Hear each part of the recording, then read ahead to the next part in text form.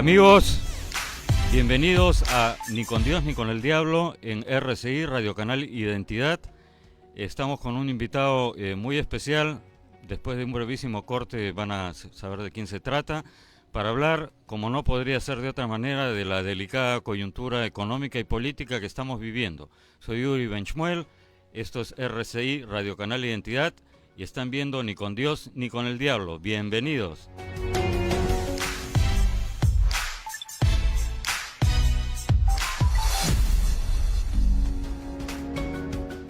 Amigos, estamos de vuelta. El invitado de hoy es Eduardo Fara, expresidente de la Sociedad Nacional de Industrias, un empresario de una vasta trayectoria, ha sido en una época además congresista de la República.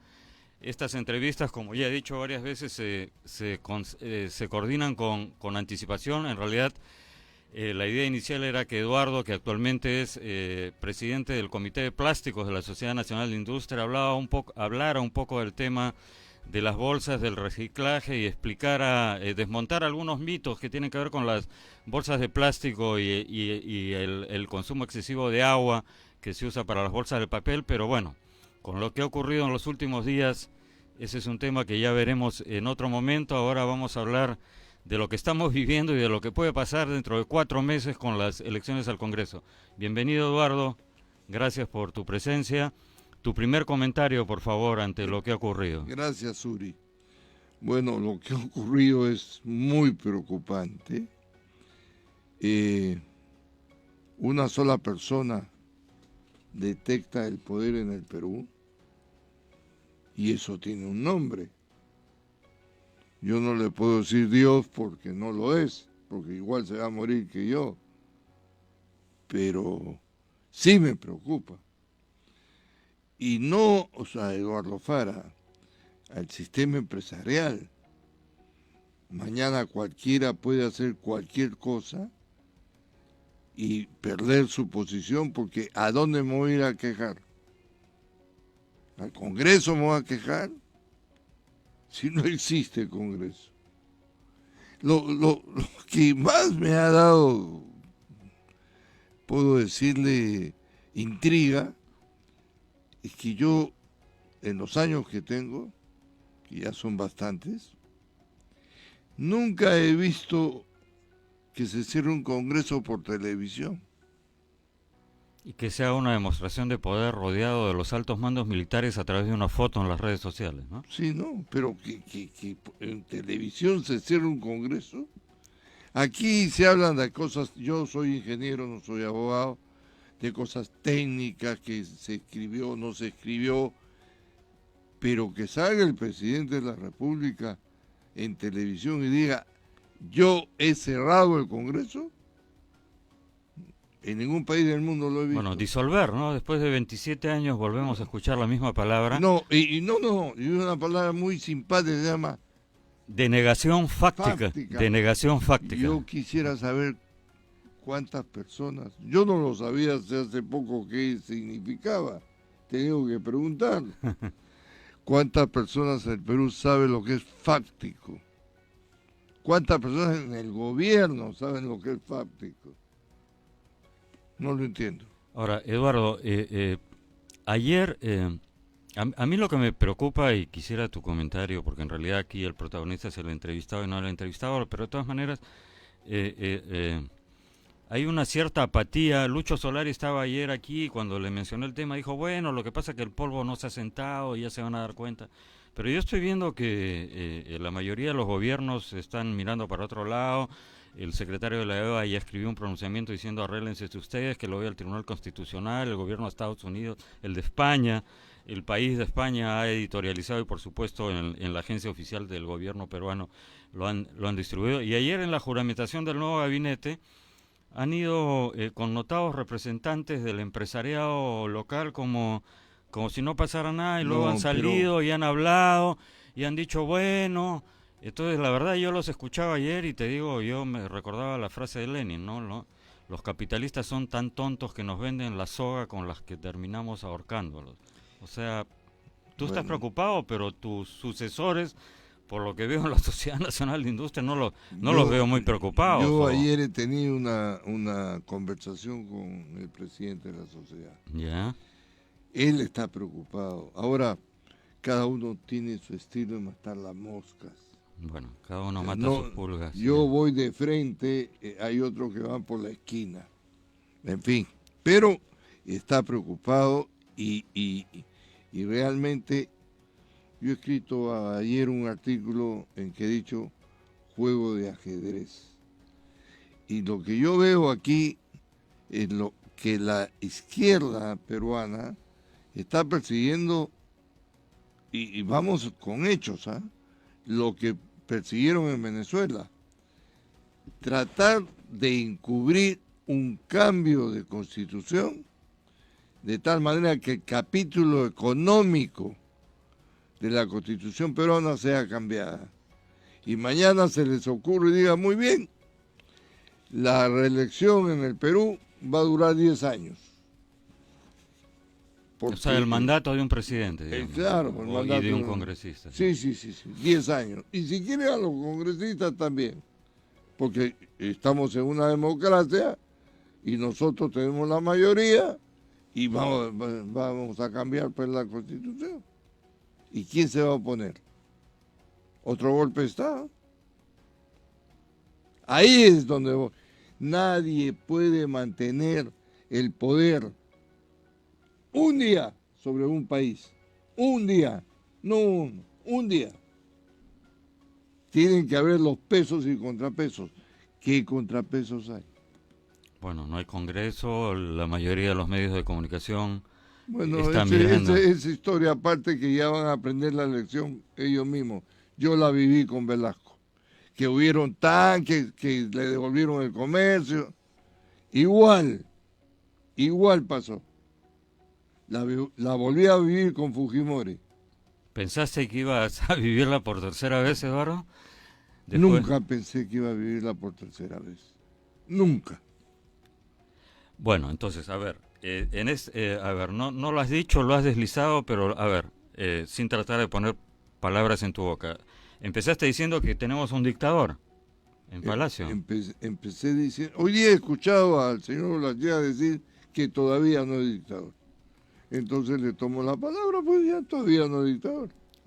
Ya, un gobernante, digamos, de facto. De facto, así es. Tenemos un gobernante de facto. Así es. Tenemos un Congreso que ya en la práctica para todos los efectos no funciona y que ya además ha admitido, desde el momento que Olachea convoca a la Comisión Permanente, ya admite que ya no es presidente del Congreso, sino solo presidente de la Comisión Permanente.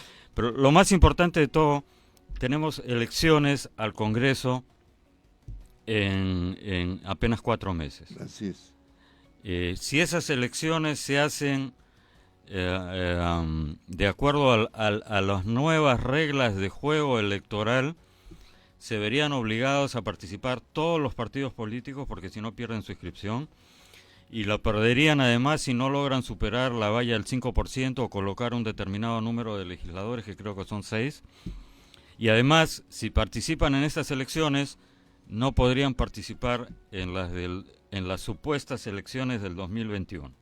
Muy bien dicho, en las supuestas elecciones. Entonces yo sostengo que si no se pelea en estas, si no se envía, si el centro y la derecha y las fuerzas, digamos, democráticas no envían sus mejores cuadros a participar en estas elecciones del 2020, no va a haber 2021. ¿Estás de acuerdo?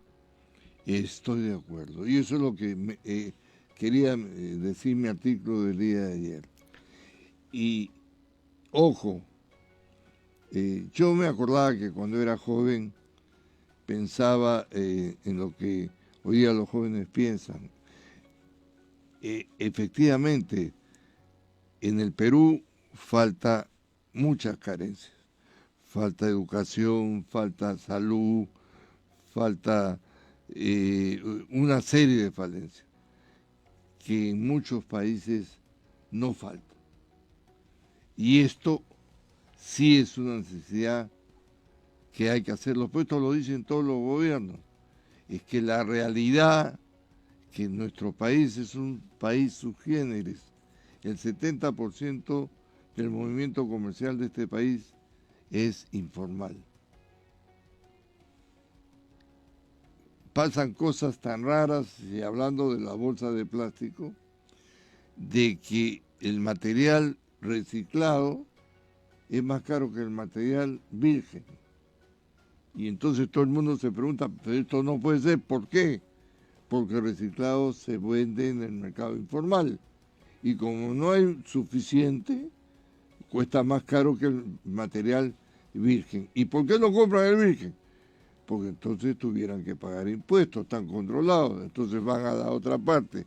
Claro, en realidad ese tipo de leyes que están pensadas para países del primer mundo, donde, es decir, ese es un problema, abriendo un pequeño paréntesis en general, de todas las administraciones y también del Congreso, porque sacan leyes que son leyes, digamos, apropiadas para un país del primer mundo que ya resolvió todos sus problemas básicos, pero en un país que todavía forma parte, lamentablemente, del tercer mundo, aunque nos llenamos la boca diciendo que ya falta poco para llegar a la OCDE, después de lo que ha pasado, no creo, porque en ninguna democracia estable y sana ocurriría, como tú dices, que cierran un parlamento por televisión. Entonces hacen leyes para el primer mundo sin haber resuelto los problemas básicos, y entonces ocurren cosas como esas. O se dedican, en lugar de mejorar de sacar leyes para mejorar la infraestructura, digamos, para que haya profesores más preparados o infraestructura educativa mejor, se dedican, y creo que podemos hablar un poco de eso también, a sacar leyes que tienen que ver con la ideología de género, que son para países desarrollados. Cierro el paréntesis. Ayer salió una información en el diario El Comercio, según la cual agosto había sido uno de los mejores meses en términos económicos debido a la fuerte inversión estatal. Yo pienso que la crisis económica no se va a sentir, justamente porque ahora, con mayor razón, que no hay Congreso y que se va a gobernar por decreto y el Ejecutivo va a poder manejar los fondos a su antojo, de cara a la campaña, porque ya estamos en campaña electoral y eso es lo que no se da cuenta la oposición, va a haber una aceleración del gasto público para que la gente no sienta los efectos de la crisis ni la parálisis del gobierno. ¿Tú crees que eso...? Yo estoy metido en el mercado, sí. Yo voy todos los días a una serie de empresas. Hay una crisis, aunque la quieran tapar. Hay empresas que están trabajando al 50% y al 60% y 40%. Y la industria textil tiene una crisis, aunque me pongan las cifras de exportación, que son 2 o 3 que están exportando. Pero sí hay una crisis.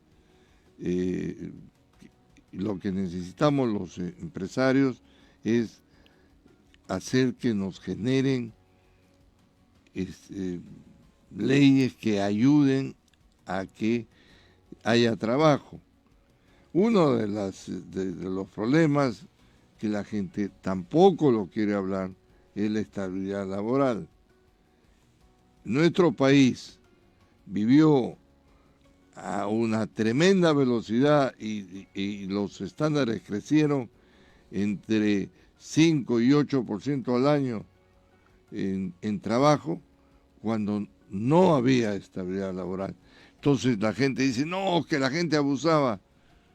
¿Verdad? Sí es verdad, hubieron algunos abusos, pero en el contexto general el país tenía trabajo. Hoy tenemos 1 millón de venezolanos más en el país y nos hace una falta de trabajo enorme. Entendamos qué hace un muchacho que tiene 18 años y sale a la calle a buscar trabajo. Le dan un trabajo informal, los abusivos no le pagan lo que le deben pagar y además no tiene ningún derecho social. Ese es el peor enemigo de un país. De acuerdo, sí. Pero el gobierno viene, los agarra y le mete una multa a la empresa. Y la multa lo sigue hundiendo. Porque ¿qué hace un tipo que recibe una multa de la empresa, del gobierno? No la paga. Y dice, bueno, cerraré pues, y quiebra. Y así sigue pasando. Eso hay que tratar de arreglarlo. Y eso está amarrado a la política general de los gobiernos. No hablo de este gobierno, de los gobiernos. Es muy fácil tirar la piedra y esconder la mano. Mira, ayer estaba viendo el teléfono celular y vi que la ministra de la Mujer daba libre a los trabajadores para que vayan a apoyar al gobierno. Lo han desmentido, ¿eh? Valgan Yo verdad. lo he visto. No. Yo lo he visto y te lo mando. No, hay un, Lo he grabado. hay un comunicado que la ministra ha asegurado que es falso y que no es un comunicado oficial, es un comunicado falsificado. No sé, compadre. Yo lo he visto en mi teléfono y vinieron los obreros de mi empresa, algunos de ellos, y pidieron permiso a base de eso. ¿Qué cosa quieres que te diga? Bueno, hay que tener cuidado con las fake news, pero... ¿Qué hago yo? Leo y hago lo que me dice mi... De acuerdo, sí. Bueno. ¿Por qué no salieron y avisaron a estas personas que piden esto es mentira, etcétera? Nada. Sacaron un comunicado, pero creo que no se difundió con la misma intensidad que el comunicado. Pero volviendo al otro tema, es cierto, las regulaciones en lugar de incentivar, desincentivan. Una prueba de ello, por ejemplo, en Estados Unidos en este momento la economía está boyante, la más baja tasa de desempleo en la historia de los últimos 50 años de los Estados Unidos, Así es. la más baja tasa de desempleo entre los hispanos, los afroamericanos, en todos los sectores, porque Trump se ha dedicado a desregular todo lo que había regulado el gobierno anterior de Obama, ¿no? Y la economía de Estados Unidos está boyante, pero... Hoy día anda la parte central de los Estados Unidos donde está Ford, Chevrolet y Benz, es una economía boyante. súper boyante. Bueno, pero aquí los gobiernos no le entienden y si ocurre lo que tú y creo que yo también tememos que ocurra en el 2021 y quisiera hablar de eso, en el 2020, perdón, vamos a estar realmente mal. A ver, volviendo al tema, he estado hablando los últimos días con algunos invitados y también fuera con gente que pertenece, digamos, a la oposición o que se autotitula de la resistencia, como dicen ahora, que me parece un poco exagerado, ¿no? Como si estuviéramos en la Francia ocupada y los maquis, pero en fin. Entonces, la mayoría, no sé si porque todavía el polvo no se ha sentado, siguen en la etapa de duelo o de negación, está poniendo los ojos en la lucha diplomática para obligar que el señor Vizcarra deje Palacio y que los organismos internacionales se den cuenta que aquí ha habido una interrupción sin darse cuenta que en 4 meses va a haber elecciones. Entonces yo pienso que en lugar de lamentarse o en paralelo con hacer esa vía diplomática y tratar de explicar galimatías de la denegación fáctica y todo lo demás, deberían tratar de primero pedir perdón, ¿no es cierto?, al pueblo peruano, porque también gran parte de la responsabilidad recae en el propio Congreso. Y segundo, ponerse en campaña, ya. Porque si la izquierda logra copar el próximo Parlamento en el 2020, en 2 legislaturas ordinarias, sin necesidad de una asamblea constituyente, puede cambiar lo que le dé la gana de la Constitución, ¿es cierto? Así es. Y eso es lo más preocupante de todo. Lo que tiene que hacer la gente pensante de este país, la gente que quiere que sus nietos y sus hijos, yo ya tengo nietos, tengan un futuro en nuestro país. Yo viví el tiempo de Velasco. Yo vi cómo amigos míos se iban del Perú. Hoy estos amigos hicieron su destino fuera del Perú, pero no fueron unos cuantos, fueron muchísimos. Yo me quedé y la peleé. Yo llegué a ser profesor del hijo político de Velasco en la universidad. Y de ahí se fundó Indoperú. Y al virrey le decían al hijo político de Velasco. Hicieron y deshicieron lo que querían. Y ahí estaba trabajando Hallway y otros más. Pasaron los tiempos y no hemos aprendido. volvemos a lo mismo. Yo lo que pido es, ya las cosas pasaron, ¿cómo vamos a controlar los 4 meses en nuestro país? Si algo pasa, ¿quién? Yo lo he escuchado al ministro del Interior, del cual yo tengo una buena referencia, decir que en el Congreso no ha pasado nada. Yo lo he vivido, yo he ido al Congreso, lo he visto. Los han agarrado a palazos. Y la otra pregunta, ¿qué culpa tiene el empleado del Congreso que pase esto? Y ha perdido su trabajo, no lo dejan entrar. Así es. ¿Quién le va a pagar? Sí, ¿Cómo va a vivir su familia? poco se habla de eso, o nada. No, hay que hablarlo. Ellos son los causantes, ambos. Eso hay que hablarlo. Ahora, no han hecho un mea culpa, ¿no? Aquí, en nuestro país, ¿sabes quiénes hacen mea culpa? No, ¿quiénes? Los jóvenes. Porque nosotros somos demasiado soberbios para hacer mea culpa. Y eso está mal. No, está muy mal. Pero entonces, de cara a... ¿Tú crees realmente que Yo creo que hay sectores pensantes? Yo creo que con mis hijos no se meten.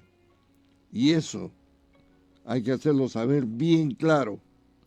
Bueno, se están metiendo y si ganan la mayoría en el próximo Congreso, entonces se van a meter más que nunca, ¿no? Entonces va a empeorar. Porque con mis hijos nadie se mete. Son mis hijos. Y espero que con tus hijos nadie se meta. No, de acuerdo, pero bueno, justamente por eso es que hay que dar la batalla de las ideas, que es lo que trata de hacer modestamente este programa, con gente pensante como tú, y la batalla política la tienen que dar los políticos, pero veo que los políticos, bueno, mira, no ha pasado ni siquiera una semana, pero espero que aterricen rápidamente. Yo hace poco tuve una conferencia, y en la conferencia el que manejaba la conferencia preguntó si alguien tenía una pregunta sobre el asunto de los plásticos. Sí.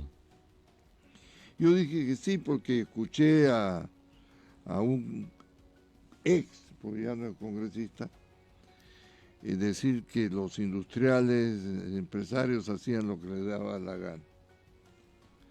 Entonces yo le dije si me podría dar su background, dónde había trabajado y de qué vivía.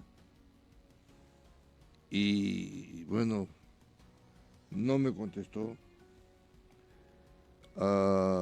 Y le dije, mi background es este. Yo cuando estudiaba trabajaba, y además cuando me fui afuera con una beca vendía periódicos para poder vivir. Tiempos muy bonitos, ¿eh? Porque al final me pasaron muchos hechos muy simpáticos. Saqué otra beca y fui a estudiar a otro sitio, muy muy bonito. Sin embargo, aprendí algo.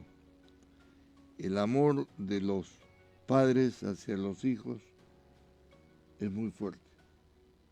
Y el deber de los padres hacia los hijos, el primero de todos es su educación y su salud. Y mientras esta gente trata de ponerle ideas que la verdad no tienen sentido a los jóvenes, nosotros tenemos que cuidarlos y defenderlos para que no sean criados en este sentido. Cada uno con su cuerpo puede hacer lo que le dé la gana a cierta edad, pero no cuando tiene 10 años ni 11 años. O menos. En Estados Unidos, en un programa de radio como este, una entrevistadora estaba conversando con un actor joven, no muy conocido, casado y con un hijo pequeño, y estaban hablando del tema de la ideología de género y todo lo que eso significa. Y el chico este dijo algo absolutamente sensato. Dijo, bueno, yo tengo no recuerdo si era hijo o hija, pero dijo, yo tengo un hijo de 3 años. Y no me parece correcto que le hablen del tema de la transexualidad y del cambio de sexo. Y eso fue todo lo que dijo.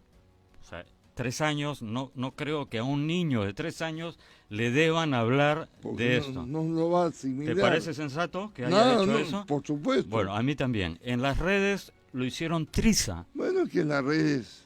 Bueno, tuvo que salir a pedir disculpas públicas por su insensibilidad para no perder el trabajo de actor en Hollywood, porque la corrección política en Estados Unidos ha llegado a unos niveles catastróficos. Pero, ha tenido que pedir disculpas por haber dicho una cosa así de sensata. Entonces, en el 2020 corremos, entre otros, además del cambio económico de la Constitución y la reelección, yo creo que ese es el problema a larguísimo plazo. Se corre el riesgo de que la ideología de género, por ejemplo, se convierta en ley estatal para la educación. No, eso nunca va a pasar en este país. Cada uno puede hacer lo que quiera, pero para eso no necesita una ley. Si tú quieres enseñarle a tu hijo tal o cual cosa, lo puedes hacer. Bueno, pero resulta que el Estado es el que maneja, valga la redundancia, los colegios estatales. Perdón, pero esto todavía no es un país comunista. Esperemos, Eduardo. No te olvides de eso. Con mis hijos, no te metas. No te metas. Muy bien. Y yo soy hijo de árabe, peor todavía. Perfecto. Amigos, hemos estado con Eduardo Fara, ha sido una conversación muy interesante. Te agradezco muchísimo, Eduardo, tu presencia, tus aportes. Cuando las cosas, como dicen, cuando el polvo se asiente, ya tendremos oportunidad de conversar sobre el tema que te preocupa actualmente, que es el tema de esta ley contra las bolsas de plástico. Los tiempos están lamentablemente para otras cosas. Te agradezco tu presencia. Amigos, volvemos en un minuto en Ni con Dios ni con el Diablo. Gracias. Ni con Dios ni con el Diablo. Volvemos. Estás viendo RCI, Radio Canal Identidad.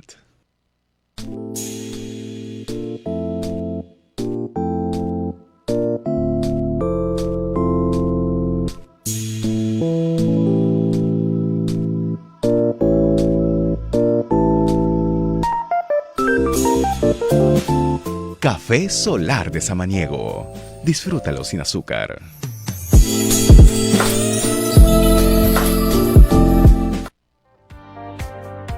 Ni con Dios, ni con el Diablo. De lunes a viernes a las 10 de la mañana por RCI. Somos RCI, la plataforma informativa de Radio San Borja. Ahora es más fácil comunicarse con nosotros. Envíanos tus consultas o denuncias. Somos RCI. 928-14-3514. Visítanos también en nuestras redes sociales. Somos RCI. RCI, Radio Canal Identidad.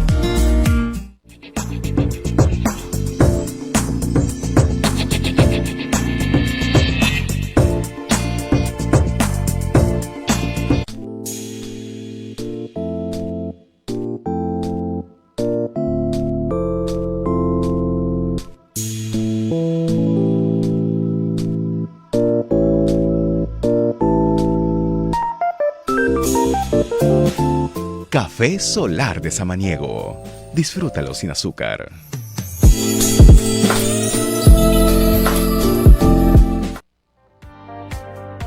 Ni con Dios, ni con el Diablo.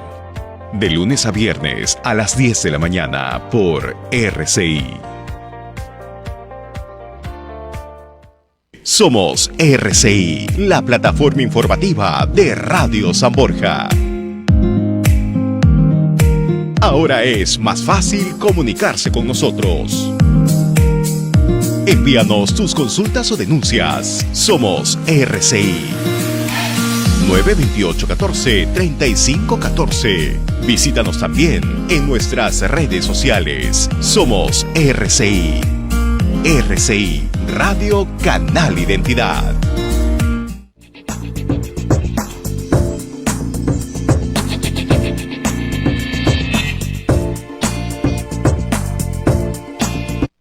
Estás viendo RCI, Radio Canal Identidad.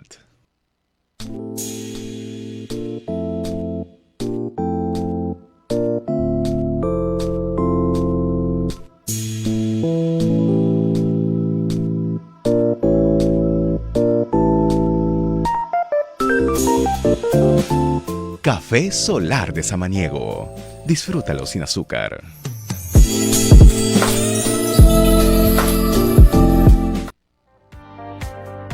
Ni con Dios, ni con el diablo. De lunes a viernes a las 10 de la mañana por RCI. Estás viendo RCI, Radio Canal Identidad. Ni con Dios, ni con el diablo. Continuamos.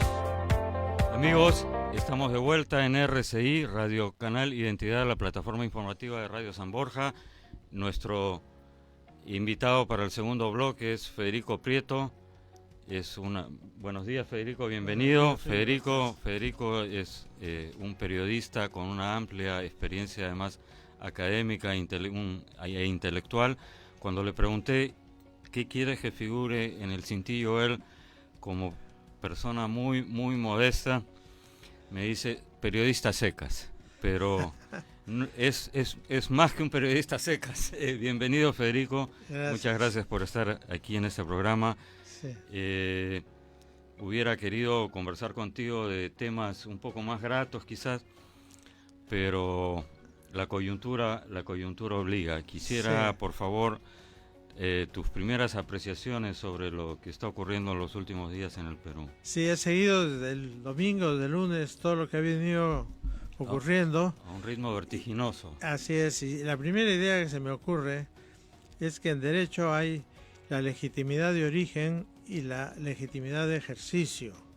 Y el presidente de la República, que tenía legitimidad de origen por haber sido elegido primer vicepresidente y por haber asumido la presidencia a la renuncia de Kuczynski, ha perdido en esta última semana la legitimidad de ejercicio a tomar algunas medidas que no son propiamente constitucionales, como festinar la tramitación de un voto de censura cuando no lo había, cuando lo que estaba en camino era un voto de confianza, y además no es para él, sino para su primer ministro. Entonces, ese inicio inconstitucional ha ido generando otras medidas también de alguna manera inconstitucionales que le han ido haciendo perder la legitimidad de ejercicio. Él la podría recuperar si mediante el diálogo pudiera encontrar una fórmula que aceptara la Comisión Permanente del Congreso o el Tribunal Constitucional, que son los otros organismos que tienen voz y voto en este tema, como podría ser una salida pronta de él mismo, de la presidencia. Pero en este momento estamos, no sabemos lo que va a pasar. Claro. A ver, ¿tú crees que es posible? O sea, en ese momento los ánimos están realmente crispados, y en realidad toda esta situación ya un poco se parece a la literaria shakespeariana de Capuletos y Montescos. Ya nadie se acuerda quién, los Beverly Hills, ya nadie se acuerda quién disparó el primer tiro. Sí, estamos ha escalado y parecería que se está en un punto de no retorno. Efectivamente hubo intentos. En realidad hay una responsabilidad de ambas partes, ¿no? Estuvo aquí la semana pasada Antero Flores Arauz y me comentaba que en confianza PPK en algún momento le comentó que había hecho esfuerzos por tratar de dialogar con Keiko Fujimori, con la mayoría, y que esos esfuerzos, según le dijo PPK Antero, no habían sido fructíferos. Pero yo creo que ha habido un poco de intransigencia de ambas partes, se entró en una escalada y se llegó a un punto de no retorno, ¿no es cierto? Pareció por un momento, cuando Pedro Laechea le planteó al presidente Vizcarra encontrarse en un punto intermedio, es decir, ni yo voy al Palacio de Gobierno, ni usted viene al Palacio Legislativo, nos encontramos en la catedral, ¿no?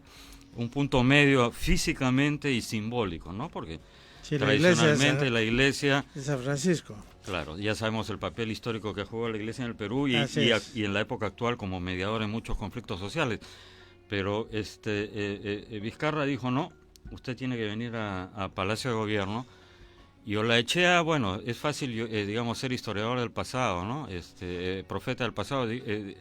Olaechea dijo, bueno, ya voy, ¿no? Algunos dicen que fue un error que no había ido, pero si no hubiera ido, hubieran dicho, no ha querido dialogar. Claro. Y luego incluso aceptó porque salió, si recordamos, a dar un mensaje en el cual dijo, cuando vaya a conversar voy a plantear 4 o 5 puntos, y el presidente le dijo, no, solo vamos a hablar del primer y segundo punto, digamos. Y también aceptó, ¿no? Pero parecía en ese momento que podía haber un entendimiento. Las cosas han terminado, o digamos, el desenlace ya es por todos conocido. Y yo creo que el tema aquí, efectivamente, al margen de la discusión constitucional, tiene que ver ahora con lo que va a ocurrir fácticamente, para usar un término que el presidente Vizcarra ha puesto de moda, ¿no es cierto? Sí.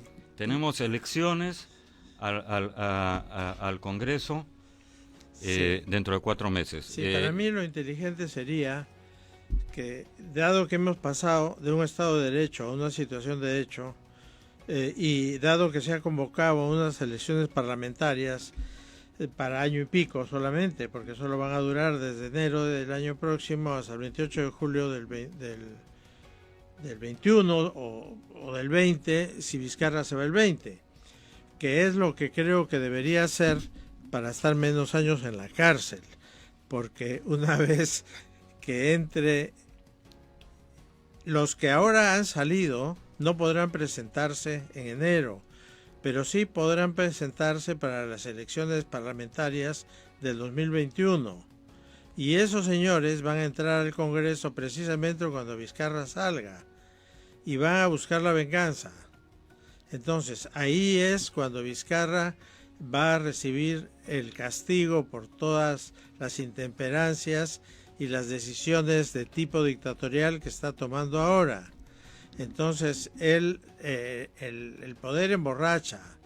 Uno se siente en el poder capaz de hacer muchas cosas, pero el poder político siempre acaba.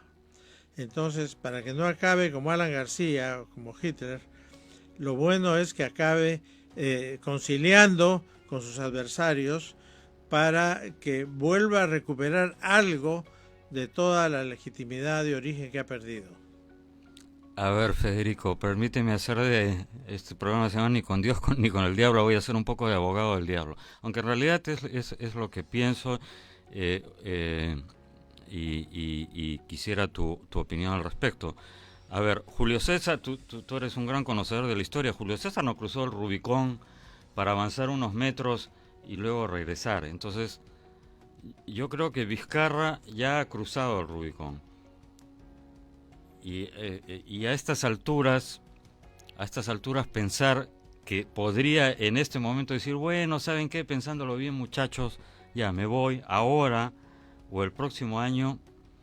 Mi análisis de la situación es el siguiente. Los sectores de centro y de derecha, democráticos, la resistencia, como quieras llamarlos, siguen en la etapa de negación. No sé cuánto tiempo va a durar esta, pero las elecciones son en 4 meses. Todo el esquema que tú has dado efectivamente es lo que debería ser. Sí. Pero, a ver, ¿no crees que este otro escenario es más posible? Sí. Es más posible que en las elecciones del 2020 la izquierda envíe sus mejores cuadros, Sí. que obtenga la mayoría en el Congreso, que en 2 legislaturas ordinarias, porque no necesita una constituyente, modifique el capítulo económico de la Constitución, modifique las leyes que impiden la reelección inmediata de congresistas y de presidentes y le permita a Vizcarra quedarse indefinidamente y ellos quedarse indefinidamente e imponer su agenda que va contra la economía de mercado, que va contra la familia, imponer la ideología de género. ¿No te parece ese es un escenario más realista? Es decir, para hacer corta una larga historia, yo pienso que si se le deja la cancha a la izquierda en 2020, no va a haber 2021, Sí. ni 2022, Sí. ni 2023, y sumo una década por lo menos. Así es, pero ese es el camino de Cuba, de Venezuela, de Bolivia, de México. Así es. Ese camino, hasta ahora en América Latina, le ha ido excesivamente bien, en el sentido de que no ha habido un golpe de militar que nos ponga en una situación de volver a comenzar con el régimen económico que tiene la Constitución actual. Ahora bien, el Perú no es un país mayoritariamente de izquierda. Tanto el primer gobierno de Alan García como los 7 años de Velasco y también los 5 de Morales Bermúdez, de alguna manera, nos han vacunado contra una inflación galopante y contra una pobreza generalizada y unos controles estatales excesivos. Entonces, puede ser que las elecciones de enero las gane la izquierda. Yo no estoy tan seguro. Una cosa es el pueblo y otra cosa es la chusma que manipula los portátiles estas del gobierno de Vizcarra. Cuando un hombre del pueblo está frente al ánfora, vota lo que él quiere. Y puede ser que evidentemente la izquierda saque mucho más de lo que ha sacado ahora, pero no estoy tan seguro que pase el 50%. Eso por un lado.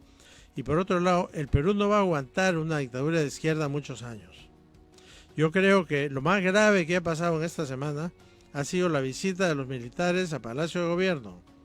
Ellos podían haber ido también a visitar al presidente de la Comisión Permanente del Congreso, el señor Pedro Olaechea, y no han ido, porque tenían el mismo derecho de ir a un sitio como de ir a otro, o más prudentemente no ir a ninguno.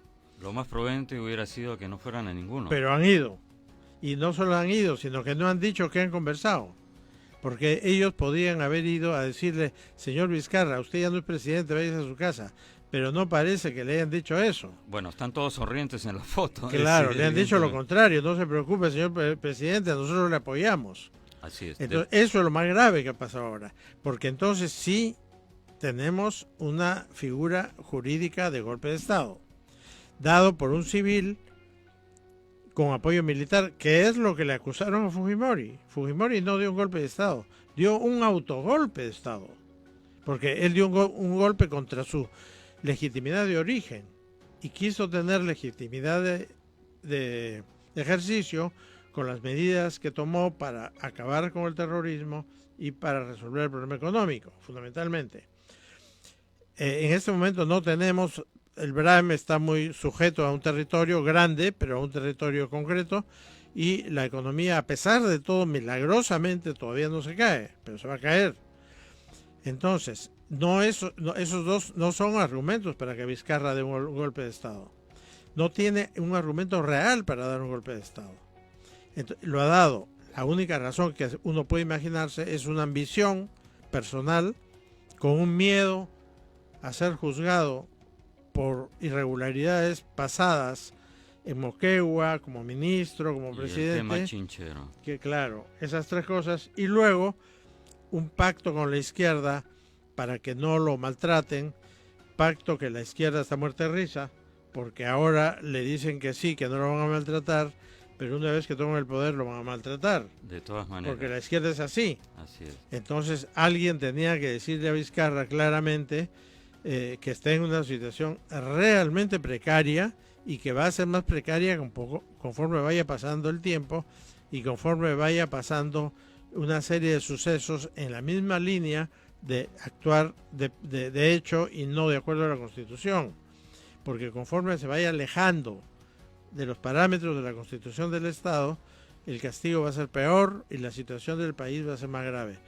Otra cosa que me parece que se ha subrayado poco es la indiferencia y el pacifismo, la situación de pasiva del pueblo. Aparte del portátil que se ha visto claramente en Ayacucho, en Huánuco, en Apurímac, que eso está movilizado por gente de Vizcarra, pero no se ha visto una actitud activa del pueblo, sino simplemente decir, bueno, pues se peleen entre blancos, es un pleito de los poderes del Estado, que la economía siga, y por último ya la democracia está tan desprestigiada, tan débil, tan frágil, y la peruana nunca ha funcionado bien, que un golpe más, lo que dijo el poeta Martín Adán cuando cayó Volvimos a la normalidad. Claro, cuando cayó Bustamante y entró Rodríguez, y a mí me contó Juan Segarra Russo, que había estado presente cuando lo oyó decir. El presidente democrático Luis Bustamante Rivero, elegido en 1945. Así es. El golpe fue en 1948. El 27 de octubre. Y entonces Martín Adá dijo, hemos vuelto a la normalidad. Claro. Como si la normalidad en el Perú fuera los caudillos militares del siglo XIX y los golpes militares del siglo XX. Bueno, parecía desde Paniagua en adelante que de alguna manera habíamos vuelto a la normalidad, pero como tú señalas, Federico, una de las consecuencias de todo esto es que las Fuerzas Armadas se han vuelto de nuevo deliberantes, cosa que no ocurría desde el final del gobierno de Fujimori. Sí, han hecho una diferencia. No toman el poder ellos mismos, sino toman la decisión a quién apoyan. Bueno, como Bordaberry en Uruguay, ¿no es cierto? Así es. Puede terminar Vizcarra a la Bordaberry. A ese camino va yendo, con una diferencia, que si Vizcarra va más a la izquierda, porque Bordaberry fue más bien a la derecha. Claro. Fue una reacción a los Tupamaros. Así es, se sumó en realidad al Plan Cóndor. Sí, así cosa que nosotros nunca hemos hecho. Entonces, si se hace eso, pero a la izquierda, mal camino para los 32 millones de peruanos. Bueno, es el camino de Venezuela, de Cuba y de Venezuela, así ¿no es cierto? Y de Bolivia. Y hay un plan de Bolivia. México de marzo de este año, donde el nuevo, digamos, el Foro de Sao Paulo versión 2.0. Así es, y eso es muy malo. Y que la izquierda peruana resurja de sus cenizas para ofrecernos ese plan de gobierno es un desastre. Ahora, Federico, tú dices que no crees que, pero a ver, con un poco de... lamentablemente, por ejemplo, en el tema del referendo anterior, sí, no. Yo conversaba con un montón de gente y le preguntaba, ¿cómo vas a votar? Sí, no. Ya, ¿y qué significa el primer sí? ¿Cuál es la pregunta? Y el no, ¿qué es? No sabían, pero sí, no. Entonces, es cierto, el pueblo peruano, digamos, en un 90% es conservador, liberal en lo económico, o sea, economía, y conservador en todo el resto, a diferencia de la izquierda caviar y de la izquierda dura, que es estatista y quiere introducir todo este contrabando de la ideología de género. Pero... digamos, probablemente Evo Morales logre nuevamente la reelección en Bolivia. Probablemente Fernández y el kirchnerismo regresen a Argentina. Y Venezuela estamos viendo que pese a todos los esfuerzos y todo, Maduro, con el apoyo de Rusia y de China y de Corea del Norte y de Irán, no lo mueve nadie. Sí, pero yo pienso que en el Perú... Entonces, ¿no crees que todo eso puede, favorece de alguna manera estas fuerzas de izquierda? Con el siguiente añadido, hay toda una generación, parafraseándolo, que no conoce a José ni al faraón, es decir... Claro. Entonces, en medio de toda esta corrupción de la trama Lavajato... que son ganadores a río revuelto, ganancia de pescadores. Claro, entonces yo me pongo en los zapatos de un joven que va a votar por primera vez y que ve que todo el establishment, toda la clase política está hasta el cuello, sino hasta la cabeza enlodada con una trama corrupta. Y viene alguien de izquierda con sus cantos de sirena y le promete el paraíso a la vuelta de la esquina. Digamos, es un mensaje mucho más atractivo que el mensaje, que si eres honesto, tiene que dar una persona de centro de derecha. A ver, Vargas Llosa, ¿por qué perdió las elecciones? Porque fue honesto y dijo, mira, si yo tomo el poder, yo tengo que reducir la administración pública y tengo que hacer un shock económico. Y la gente dijo, qué horror, el shock. Sacaron el spot de este grupo, no me acuerdo, pero bueno, Pánico. Y al final Fujimori hizo lo mismo. El Super Shock. El Super Shock.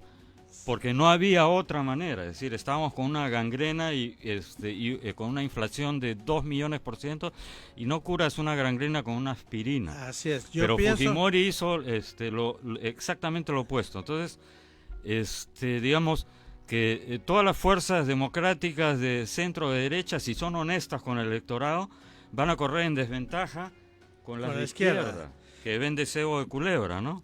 Pero hay una cosa también. Yo lamento que se haya enseñado poca historia en la secundaria y en las universidades. Es muy importante la historia, maestra de la vida, dijo Cicerón, porque si aprendiéramos la lección de Leguía y de Fujimori, tendríamos que lo que no perdona a la clase política es que una persona se reelija en el Perú. El único pecado grave que cometió Leguía fue reelegirse 3 veces. El único pecado grave que cometió Fujimori no fue su primera reelección, sino su segunda reelección. Es decir, lo que no le perdonan es que se quiera quedar. La clase política quiere un cambio de gobierno cada 5 años. Si Vizcarra está pensando lo contrario, va a seguir la misma suerte que Leguía y la misma suerte que Fujimori, aunque no sepamos tanta historia como debíamos saber. Y la izquierda va a defraudar, porque la izquierda hace excelentes campañas, pero hace pésimos gobiernos. Villarán es un ejemplo palmario, ¿no es cierto? Claro, entonces si entra al gobierno la izquierda, Dios no quiera, va a ser un desastre. Y por tanto, ahí sí quiero ver yo a los militares visitando a un presidente de izquierda en Palacio de Gobierno. O si lo que van a hacer es decir, somos no deliberantes, pero queremos elecciones y que gane el mejor. Y exigen unas elecciones nuevas. Ellos ya han aprendido que no deben ir al poder, pero todavía no han aprendido que ellos tienen que decidir quién va al poder, porque han elegido a Vizcarra y se han equivocado. Entonces ellos estarán en este momento en su Estado Mayor analizando qué es lo que está pasando y qué responsabilidad tienen ellos. En este caso incluso qué culpa tienen ellos y cómo pueden hacer para quitarse esa culpa. No vayan a terminar, como han dicho aquí algunos, 15 o 20 años de juicios que aunque no estén en la cárcel, se vuelven locos yendo todos los días a la fiscalía y a los juzgados y a la postre pues, se gastan toda su plata en abogados. Entonces, hay una situación que ya no es solamente la democracia, es también el Estado de Derecho, que es más importante que la democracia, si cabe así decirlo. Bueno, sí, hay un problema es decir, si supieran de historia, has dicho, es un punto muy interesante. No por gusto las clases de geografía y de historia del Perú han sido eliminadas de la currícula. Esto forma parte de un plan global, esto no es casualidad, no lo estamos viviendo solo en el Perú. Todo esto forma parte de un muy bien diseñado plan para acabar con los estados-nación, para imponer una suerte de globalismo, y todo empieza por la educación, no es casualidad, y luego metes el tema de la ideología de género, en fin. Hay un método en todo eso. Es destruir la educación nacional, destruir la familia, destruir el concepto de nacionalidad, en el caso peruano la peruanidad, y por último destruir al único enemigo que les queda, que es la iglesia. O el cristianismo, vamos a decirlo, la moral judeo-cristiana, dicho sea de paso, porque es una moral judeo-cristiana la que sostiene la cultura de Occidente. Claro. ¿No? Entonces, si se destruye eso, queda la ideología de género, queda un gobierno de lucha de clases y todos volvemos pues a un estado primitivo, ¿no? Bueno, ese es yo sostengo que Roma, entendiendo por Roma justamente los valores occidentales, la cultura judeo-cristiana, es objeto de un doble ataque, ¿no es cierto? Un ataque físico por fuera del Islam radical y un ataque por dentro de esta izquierda caviar, gramsciana, Sí. que ha tomado el poder, que ha seguido en el Perú sobre todo, y esto lo he dicho en programas anteriores, Gramsci si resucitara viviría feliz en el Perú. ¿no O es son cierto? neomarxistas o son liberales materialistas, que quieren suprimir todo concepto de orden natural, comenzando por la familia, porque entonces nos dejan a los individuos absolutamente desprotegidos desde niños y sujetos de cualquier tipo de educación que quieran darles a las generaciones que van a venir.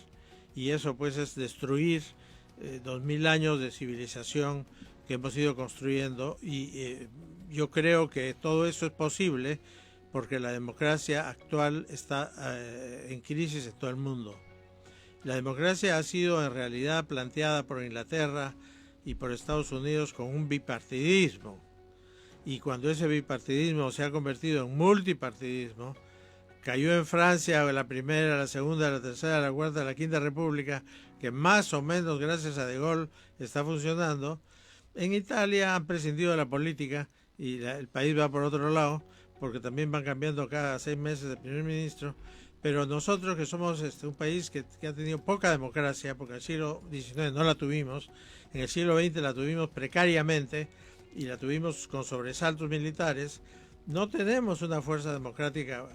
No nos imaginamos un golpe de Estado en Inglaterra ni un golpe de Estado en Estados Unidos. Sería impensable. Es decir, ¿no? si en Estados Unidos o en Inglaterra alguien saliera a decir hay que cerrar el Congreso, o lo meten a la cárcel o lo encierran en un manicomio. Así ¿no es cierto? probablemente absolutamente, un manicomio. Probablemente, Entonces, sí. Y en cambio aquí no. Bueno, y encima tuvimos una cohabitación, la gente, no sé si a sabiendas o instintivamente, en las últimas elecciones hizo una cohabitación, le dio el Ejecutivo a un partido pequeño y le dio el Legislativo a otra fuerza. Se suponía que esa cohabitación debía traducirse en una relación civilizada y de alguna manera concertada. Pero no fue así. Pero no fue así. Y la verdad es que las 4 veces que la hemos tenido, desde que ya soy viejo, lo recuerdo, el presidente no llegó al fin de su mandato. Claro. Porque pero, lo pasó con sí. Bustamante, que tenía mayoría prista, le pasó con Belaúnde, que tenía primer gobierno, mayoría de Odría y del APRA, le pasó a Fujimori, que él optó por una solución original para él, que fue un autogolpe, y ahora le está pasando a Keiko con la cerrada del Congreso, y Vizcarra, que quiere él hacerse un Congreso a su gusto, ¿no? Ahora, como bien hizo notar en un mensaje que difundió por redes, porque en la prensa, en el mainstream, nadie lo ha rebotado excepto el Diario Expreso, Alfredo Barnechea hace notar un detalle muy importante. A pesar de esa oposición constante parlamentaria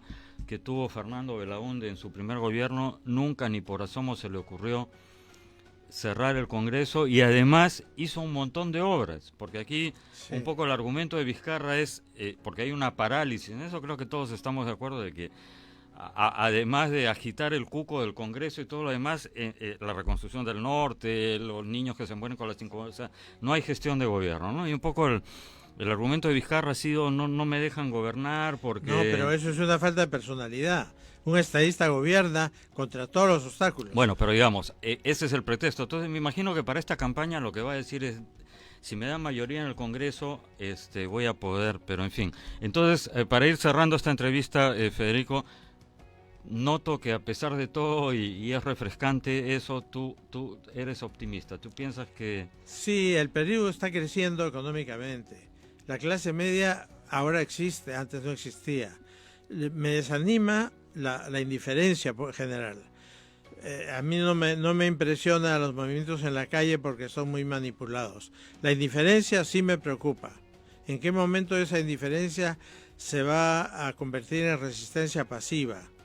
Para que no nos pase lo de Venezuela, que la solución es me voy de Perú. Claro. Con Venezuela, Lo peor cuando que se podría han ido. pasar es la apatía, ¿no Y es cierto? comencemos a salirnos del Perú, cuando ya no tengamos dinero para comprar para comer. Eso hay que reaccionar a tiempo. Y eso es el peligro más grande que estamos teniendo. ¿Tú crees que nuestra clase política, cuando digo, es decir, la parte, digamos, democrática de la clase política es consciente de eso? Y más importante aún, es capaz de transmitir este mensaje a la gente? Alfredo Barnechea lo está intentando, digamos, en solitario, pero en esta semana han salido más a la prensa, a todos los medios, los constitucionalistas que los líderes políticos. Exactamente. ¿Dónde han estado los líderes? Yo digo, en este momento hay un Perú real y un Perú, claro. sí, hay un Perú un poco en la nube, donde los constitucionalistas dicen, no, este Así señor es. no es presidente porque no existe esta figura de la negación Así fáctica, es. además ya se había votado, toda una serie de argumentos constitucionales que el común de la gente no entiende, y existe un Perú real donde Claro, el señor Vizcarra se toma la fotografía Así sonriente con... Y los que quieren ser presidentes asumen el deseo del pueblo y salen a los medios a decirlo. Deberían el señor estar... Guzmán, Sí. el señor Guzmán ha salido a apoyar este gobierno. peor todavía, ¿no? Sí, ha salido a y apoyar. otros que podían, no sé, el PPC, Acción Popular, pero Acción Popular de verdad, ¿no? ¿Dónde está? Bueno, la batalla por las ideas y salir a las calles, ¿no? Fuerza Popular lo ha hecho porque se sentía absolutamente implicada con el cierre del Congreso. Pero tampoco puede haber, y esto es un dato bien importante, no puede haber unas elecciones democráticas reconocidas por el mundo con la señora Keiko Fujimori en la cárcel, porque en ningún país del mundo se reconoce unas elecciones democráticas cuando el principal opositor está preso, y más en el caso de Keiko, que nunca ha sido presidente de la República, sino que está acusada por cosas de tipo formal, de gente de su partido que ella ni se enteraba, ¿no? Entonces, yo pienso que Vizcarra, que tiene pésimos consejeros, maquiavélicos, pero pésimos en la práctica, esos señores no le dicen a Vizcarra, si usted no consigue que Keiko Fujimori esté libre y pueda competir en enero en las elecciones legislativas, esas elecciones nadie se las va a reconocer como democráticas. Muy bien, Federico, te agradezco muchísimo tu presencia y tus aportes, y ya tenemos ocasión de seguir conversando en programas venideros sobre lo que va ocurriendo. Amigos, llegamos al final de esta edición de Ni con Dios ni con el Diablo en RCI, Radio Canal Identidad, la plataforma informativa de Radio San Borja. Muchas gracias.